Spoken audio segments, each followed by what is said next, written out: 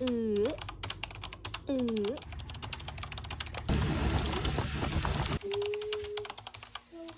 few moments later. Hello everyone! Panibagong araw.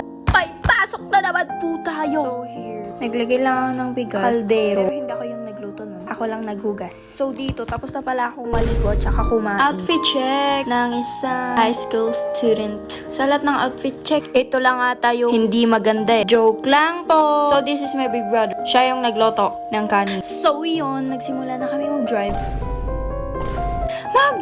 I mean, bumahe. Magbiyahe. Look, parang meron pang mga hamog dito. So, look at this. Tignan yung mga pinagdadaanan namin. Pinagdadaanan? Hindi yung daan. Para siyang coffee. So, here, I'm putting my things on tricycle.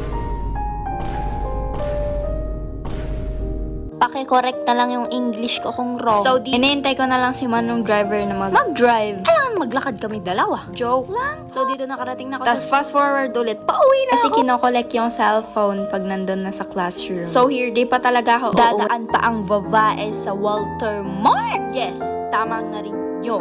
Walter Mart! Pero, hindi para bumili, kundi para sunduin si Ate Jane. Kala nyo, hindi tayo gagastos. Magiging matipid na ako this school year. Yes! Joke lang po! Pero totoo yun. Kailangan nating magtipid. Kasi araw-araw na lang ang Shopee sa bahay. Noon. Di pa kasi ako tapos eh. Ngayon nagbago na ako. Good girl na ako. Hindi na ako gastador. Huh? Yes. So here, di ba, malapit na kami sa entrance ng Walter. Pero hindi bibili ang babae. Kundi maghihintay. So ito na ang itsura ng babae. Alam niyo ba, ako lang walang yung ribbon dito sa sa leeg, yung pang babae. Ewan ko kung saan na napadpad yung ribbon ko. So, this is Baby Gail. So, cute na naman.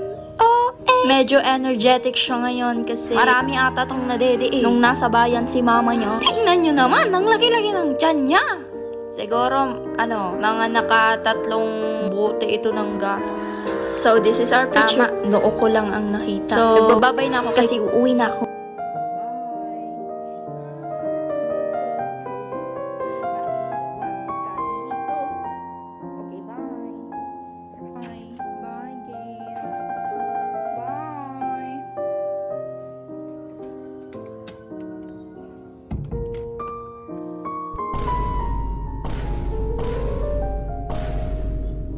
So here, binabagyo pa lang ang buhok ko. Fast forward! Nasa bahay na ako. Muntikan pa ngang matumbayan. So, nilagay ko muna doon sa lalagyan tong bag ko.